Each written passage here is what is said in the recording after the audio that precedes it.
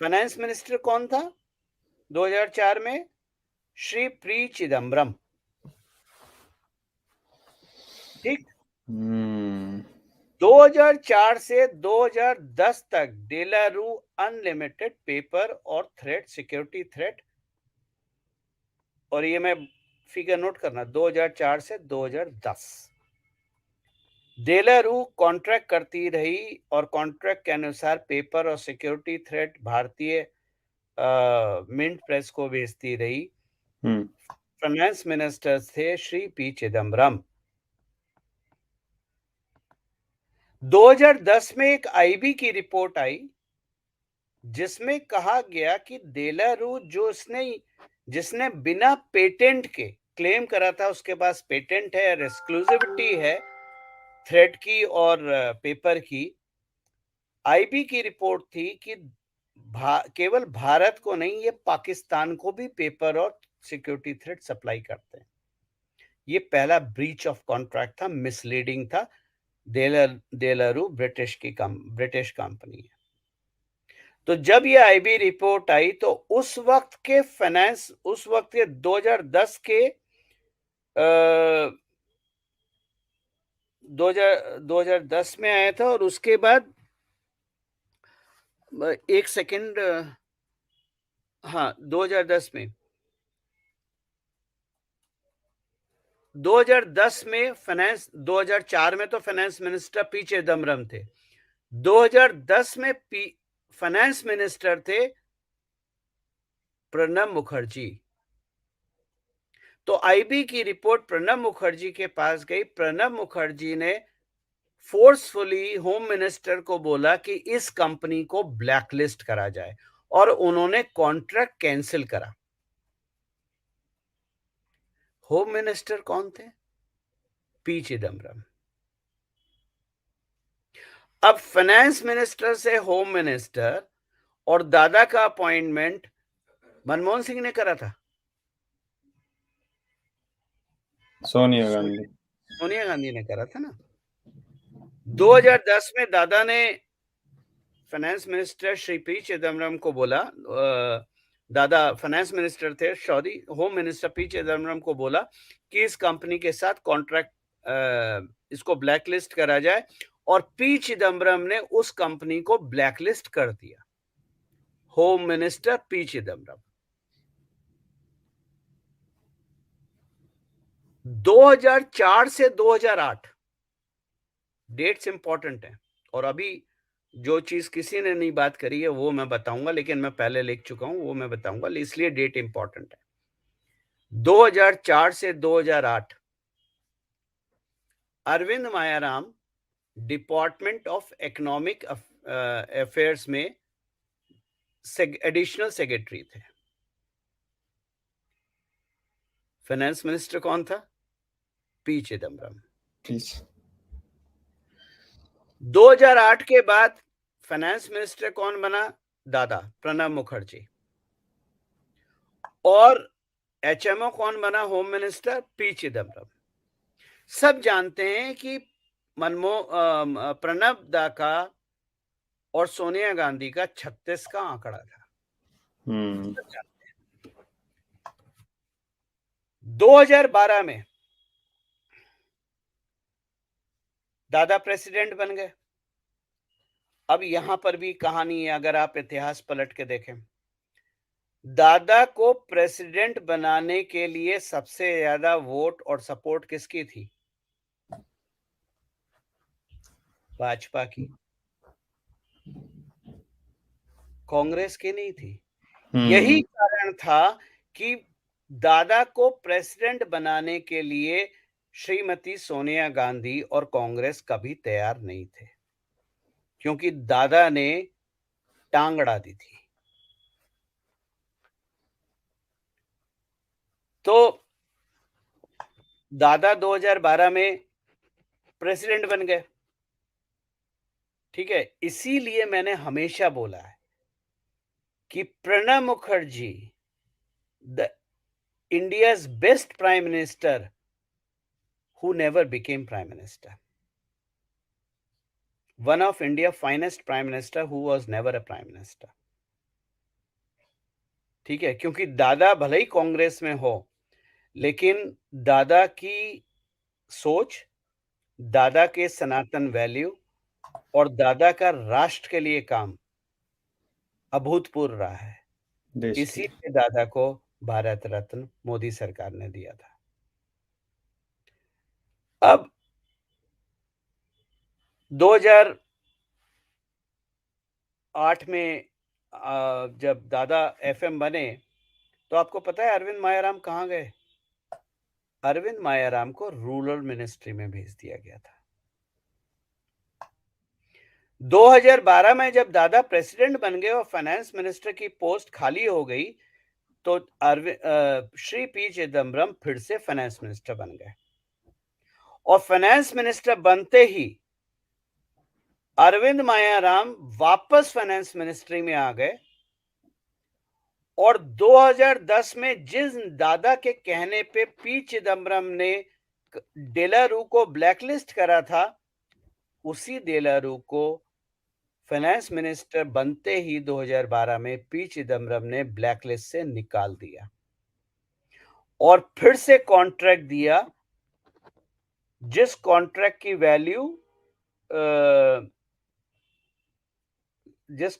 Value I mean timeline दिसंबर 2015 तक valid थी।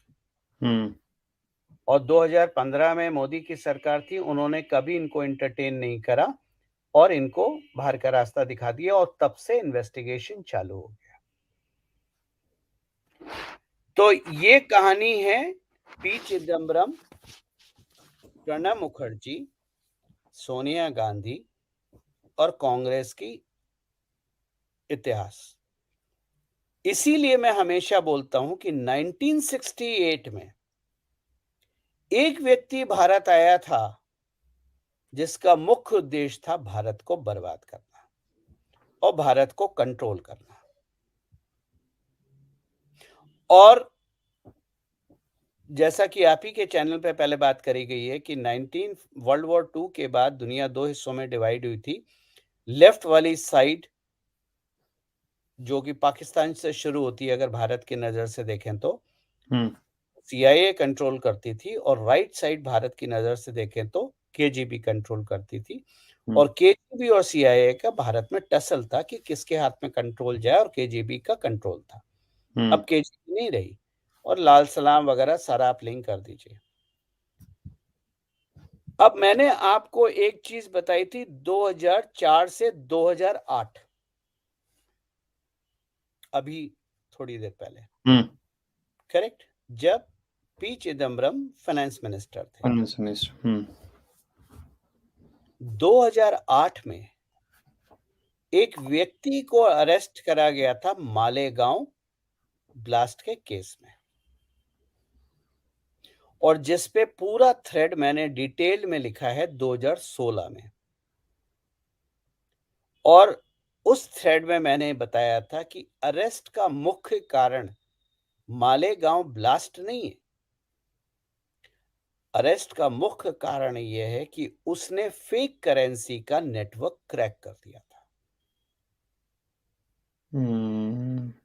और जो लोग सूरमा थे 1993 के ब्लास्ट में, तेलगी के टाइम में और हर्षद मेहता के टाइम में, आजकल वो अलग पार्टी हैं, पहले वो इधर वाले में थे, अब अलग पार्टी है।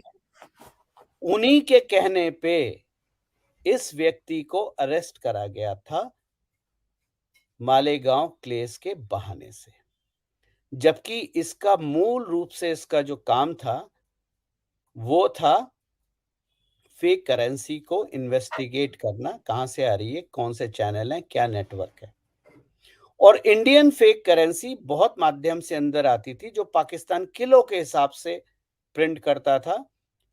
वो ऊपर अगर देखें तो बारामूला, रजौरी से तो आतंकवादी आते हैं, बारामूला के रास्ते आता था। बंगाल की साइड में देखें तो मालदा में होता था, नीचे देखें तो तमिलनाडु केरला में होता था, और लेफ्ट में देखें तो राजस्थान के रास्ते से आता था। ये रूट थे करेंसी को फिजिकल फॉर्म में अंदर लाना। हवाला अलग है, पर ये फिजिकल फॉर्म में लाने का। इस नेटवर्क को उसने तोड़ा था कि मशीनें कैसे ऑक्शन होती हैं, इंक कहां से आती है, पेपर कहां से आता है, सिक्योरिटी थ्रेट कहां से आता है। और यही चीजें इन्वेस्टिगेट करने के बाद, अब सबसे इंटरेस्टिंग बात, क्यों अटल जी का नाम लिया? क्योंकि इस व्यक्ति को मैंडेट इन्वेस्टिगेशन का अटल जी की सरकार में मिला था। राइट। मैं ये नहीं कह रहा अटल जी की सरकार ने दिया था, मैं कह रहा हूं अटल जी की सरकार में मैंडेट मिला था। इस व्यक्ति की केवल एक ही गलती थी, इसने रिटर्न ऑर्डर नहीं लिया था। देशभक्त है, कट्टर देशभक्त है, इसलिए राष्ट्र के लिए काम करता है, और इसने रिटर्न ऑर्डर नहीं लिया था, जिसकी वजह से इसको सबने लपेटा, और उन लोगों ने भी लपेटा जो कि कंप्रोमाइज्ड फौजी हैं यूपीए सरकार के लिए। नाम लेना उचित नहीं है, आप सब जानते हैं, मैं कई बार लिख भी चुका हूं। और वही थ्रेड जो मैंने 2016 में लिखा था, वही थ्रेड इन्वेस्टिगेट हो रहा है, और वही थ्रेड पे काम चल रहा है, और वहीं से अरविंद मायाराम निकले हैं। अरविंद मायाराम एक बहुत छोटे से इंसान है, कोई बड़े तोपची नहीं है। इसमें आने आने वाले टाइम में ईडी इन्वॉल्व होगी, एनआईए इन्वॉल्व होगी, और इसका थॉरो इन्वेस्टिगेशन जब होगा तो इसमें बहुत बड़े बड़े नाम आएंगे जो कि 10 साल की सरकार में डिसीजन मेकिंग अथॉरिटी रहे हैं या रही हैं। तो ये आपने देखा कि भारत को बर्बाद करने के लिए, क्योंकि क्या है कि इकोनॉमिक बर्बादी तो अगर आप फेक करेंसी प्रिंट करते हैं, उससे ज्यादा इकोनॉमिक बर्बादी नहीं है। और यही फेक करेंसी भारत में इतनी घूम गई थी कि भारत में कई लाख करोड़ की एक पैरेलल इकोनॉमी चल रही थी। ये पैरेलल इकोनॉमी कैश बेस्ड थी,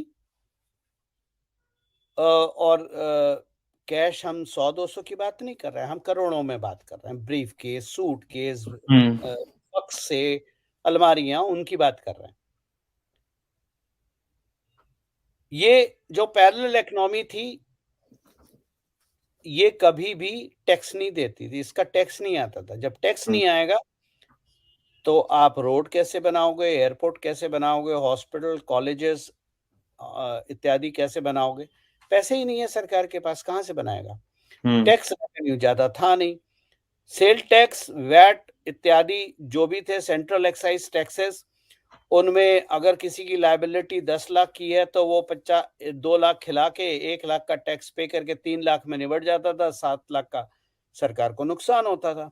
यही कारण था, यही कारण था, और मैंने हमेशा इस चीज को लिखा है, 2016 में भी लिखा था कि the only reason, the most important reason demonetisation के लिए was the fake currency network and to kill Pakistan, जहां ये करेंसी पैदा होती थी। आपको अगर याद हो, 8 नवंबर 2016 रात के 12 बजे जब नोटबंदी हुई तो हार्ट अटैक पड़ा पाकिस्तान में। अरबों खरबों की प्रिंटेड करेंसी बर्बाद हो गई। और तब से लेके कल तक जिस इंसान को सबसे ज्यादा पेन है नोटबंदी से, और हर बार वो भूलता नहीं है नोटबंदी मेंशन करने के लिए, उसका नाम है राहुल गांधी। अब आपको समझ में आ रही राहुल गांधी ये हर बार नोटबंदी की बात क्यों करते हैं जबकि लोग खुश हैं? कांग्रेसी क्यों बात करते हैं? और जो भी आप नोटबंदी की सबसे ज्यादा भर्त्सना कौन करता है? राहुल गांधी, पी चिदम्बरम। दादा ने तो कभी नहीं करा था ना, फाइनेंस मिनिस्टर रहे थे वो। ये पी चिदम्बरम और राहुल गांधी ही नोटबंदी के बारे में रोज क्यों बात करते हैं? और ये तो सूरमा हैं, इनके नीचे जो इनके चेले चपाटे हैं, चाहे वो किसी और पार्टी से हों, नोटबंदी की बात करें, वो इन्हीं के नक्शे कदम पे ही तो चल रहे हैं, क्योंकि हम्म उनके जो किले थे कैश के, वो किले रातों रात खत्म हो गए। हम्म अब एक दूसरा तथ्य आप सबके सामने है, जैसे जैसे कांग्रेस खत्म हो रही है हम्म नोटबंदी के बाद, वैसे वैसे पाकिस्तान भिखारी हो रहा है।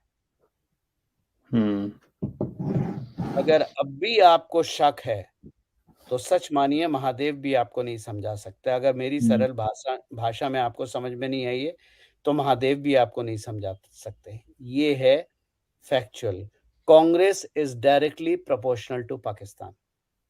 आपको याद होगा, आपको याद होगा, वाजपेयी जी लाहौर गए थे हम्म अपने सेकंड टर्म में, 13 दिन की हम्म सरकार के बाद। उसके बाद कारगिल हुआ था, ये तो आप सबको पता है। हम्म 2014 में मोदी जी प्रधानमंत्री बनने के बाद 2015 ओथ सेरेमनी में नवाज शरीफ को बुलाया था, और 2015 में पाकिस्तान गए थे। हमारी हम्म इंटेंशन सही थी, हमने पूरी कोशिश करी थी कि ये काम ना हो, लेकिन नोटबंदी was the last weapon to be fired to save India from total bankruptcy. जो लोग आज नोटबंदी की मजाक उड़ाते हैं, मैं आपको लिख के दे सकता हूं, अगर आप में इतनी सोचने की क्षमता हो तो, कि अगर नोटबंदी ना होती तो भारत श्रीलंका कब का बन चुका हुआ होता, और जो लोग आज कंफर्टेबल हैं, आपके पैसे बैंक में कागज हो गए होते, जिनकी कोई वैल्यू नहीं थी। इसलिए भारत में नोटबंदी किया हुआ वो पॉलिटिकल है, उसमें मैं नहीं जा रहा। मैं भारत की बात करता हूं, सेव करने की, भारत को बचाने की। नोटबंदी was the biggest nuclear bomb India has ever dropped, और any country has ever dropped on a country without killing anyone and saving hmm. Itself. अब आप पूछिए। थोड़ा टाइम तो लगेगा इतनी सारी इन्फॉर्मेशन को डाइजेस्ट करने में। पहले तो आई मीन डिमोनेटाइजेशन से इसलिए तो बार बार आपने बिल्कुल सही कहा, ये बातें उठती हैं क्योंकि एक तो जब पैसा इधर उधर नहीं जाएगा तो जो काम करवाने होते हैं, चाहे वो सरकार में आना हो, पैसा खिलाना हो, वो चीजें नहीं होंगी तो कांग्रेस जो साफ होती जा रही है, आई थिंक डिमोनेटाइजेशन का उसमें बहुत बड़ा हाथ है। राइट। भाई, पाकिस्तान साफ हो रहा है तो कांग्रेस साफ हो रही है, या उल्टा देखें तो जैसे जैसे कांग्रेस साफ हो रही है, पाकिस्तान साफ हो रहा है। अब राहुल गांधी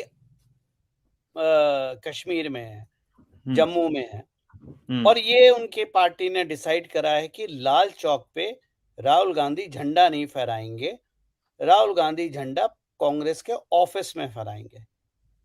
राहुल गांधी ने जब बोला था हम लाल चौक पे झंडा फहराएंगे, तो अब परमिशन ली गई थी एडमिनिस्ट्रेशन से, लोकल एडमिनिस्ट्रेशन से।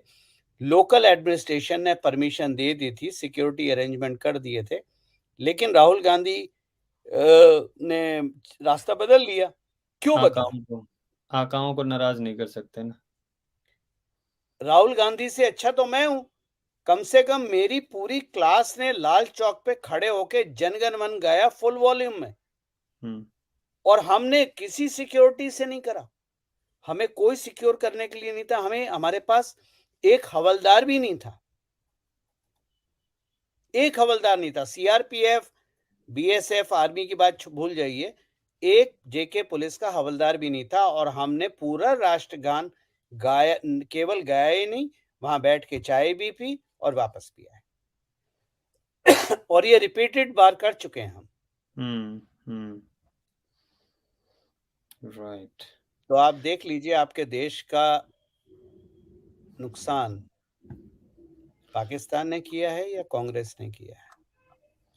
तो मतलब एक ही है, दोनों एक ही सिक्के के पहलू हैं, तो इसको कह लो या उसको कह लो, बात तो एक ही हुई ना। बात एक ही है।